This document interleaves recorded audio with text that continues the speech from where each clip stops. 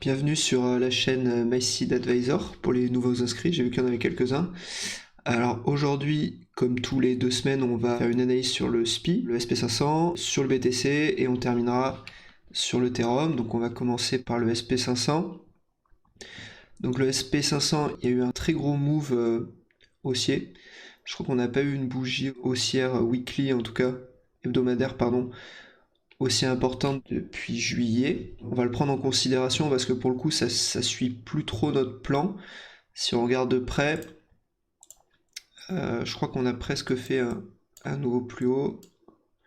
Non, on n'a pas fait un nouveau plus haut. En tout cas, la clôture pourrait bien faire un plus haut par rapport à la dernière clôture. Et ça nous engagerait sur enfin un nouveau plan que celui qui est suivi depuis le mois de juin. Donc on va voir si on réintègre ce canal de régression qui a quand même un Pearson très proche de 1, donc qui est très fiable dans le cas où on le réintégrerait avec une clôture hebdomadaire à l'intérieur. Ça relancerait la continuation haussière du SPI. Donc on va surveiller ça de près. Le dollar américain qui continue son price in en prévision de la hausse des taux d'intérêt par rapport à une politique hawkish qui pourrait arriver dès 2023. Les CPI, donc qui est l'indicateur de la qualité de vie aux US, pour faire simple, il est toujours en baisse, donc c'est très bien pour le coup. C'est la hausse des prix des produits de première nécessité, si vous voulez, tout ce qui est médicaments, nourriture, etc. Donc les prix baissent, ce qui veut dire que l'inflation diminue. Le tapering aussi, le rachat des obligations, donc ça, la Fed avait prévu qu'il diminuerait ce rachat. Donc ça va dans le sens inverse de la baisse de l'inflation pour le coup. Toujours une corrélation négative entre l'US dollar et le SPI. Le SPI qui baisse, l'US dollar qui monte. Voilà, donc on va surveiller quand même une clôture lundi plus haut que le dernier plus bas pour voir si on invalide notre plan actuel ou pas, qui est une descente en tout cas vers ce premier niveau support des 3950 points. Voilà, maintenant on va passer sur le BTC. Alors pour le BTC, on va aller sur un graphique hebdomadaire. Ça fait longtemps qu'on n'a pas regardé un petit peu de loin ce qui se passait. Donc pour les abonnés, ils ont déjà dû voir ce graphique pour l'explication sur la dominance. Là, comme on peut le voir depuis le rejet sur le support hebdomadaire, on est remonté très très très très vite vers ce niveau de dispersion statistique maximum. Donc ce niveau était très important, il a été rejeté cette semaine, on n'a pas clôturé au-dessus. Néanmoins, c'est pas grave, on va l'attaquer sur plusieurs semaines. Cette semaine, en tout cas, on est passé au-dessus. Si dans la nuit de dimanche à lundi, on clôture dessus, ça va être très très bullish. Ce niveau statistique, en fait, si vous voulez, je l'ai airfit. Hein. J'utilise énormément d'indicateurs qu'on utilise en camp trading.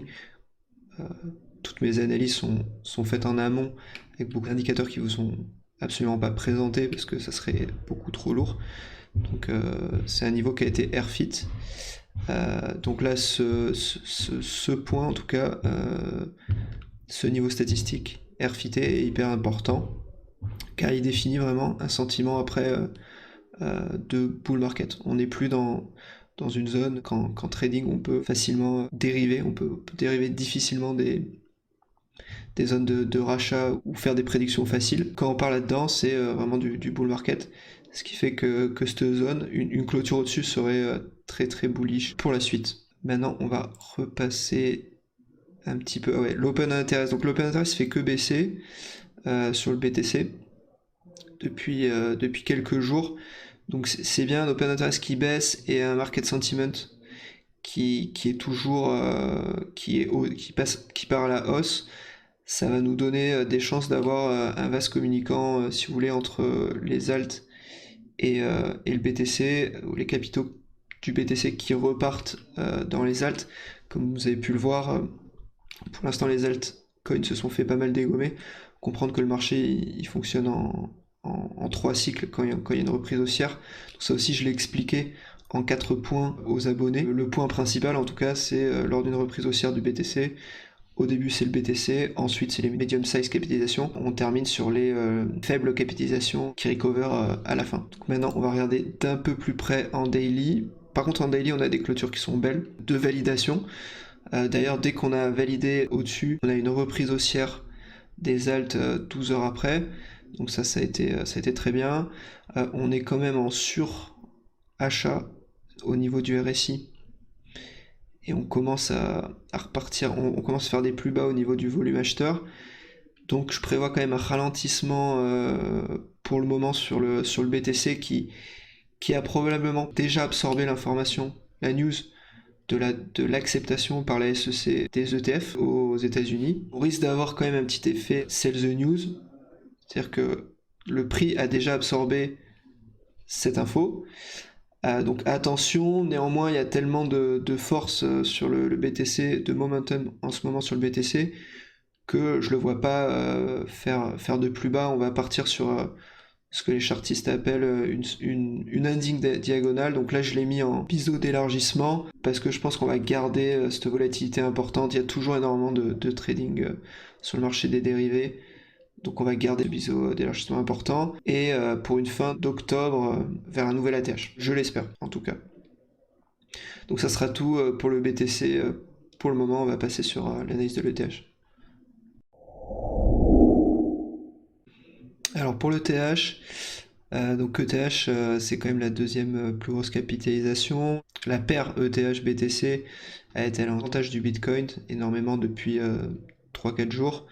Heureusement, il a fini par recover et a enfin clôturé au-dessus de sa résistance journalière des 3590 qui bloquait le prix depuis une semaine. Donc on a eu cet effet vase communicant où c'est parti un petit peu du BTC et c'est remonté dans l'ETH qui reste quand même le leader des altcoins. Donc voilà, il est reparti, il a tapé sa petite standard deviation, donc son haut de niveau statistique. Il repart sur la zone 50-50 en termes de proba, c'est 0,5 de retracement si vous voulez pour Fibo ou 50% de chance de proba de monter ou descendre, donc ça stoppe le prix. Maintenant on va, voilà, je vois partir sur cette impulsive haussière, en zigzag si vous voulez, vers un double top qui se fait attendre depuis quelques semaines, mais je pense qu'on l'aura sans problème. Il reste de la place, là si on est en journalier, il nous reste beaucoup de place sur le RSI avant d'être en surachat. Voilà, donc on va rester positif et c'est le scénario qui a quand même le plus de chances d'arriver en ce moment. Alors pour conclure, on va parler un petit peu de la corrélation parce que c'était important ce début de mois. Ce début de mois, on est parti en corrélation négative sur le BTC. Le SPI baissait et le marché des cryptos prenait de la valeur. Donc ça veut dire que l'asset BTC se comportait en mode refuge. Donc c'était super news. Là, sur milieu de mois, on reprend des valeurs de corrélation qui sont normales. Les deux dynamiques se suivent avec 50% de corrélation positive. Bon, c'est pas énorme non plus, mais en tout cas, les deux actifs se suivent. Ils ont la même systémique de marché.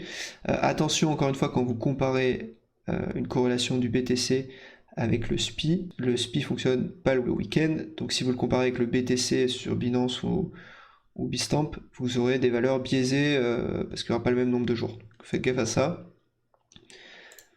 Maintenant, pour confirmer news de l'acceptation des ETF, soit pricing, soit déjà absorbé.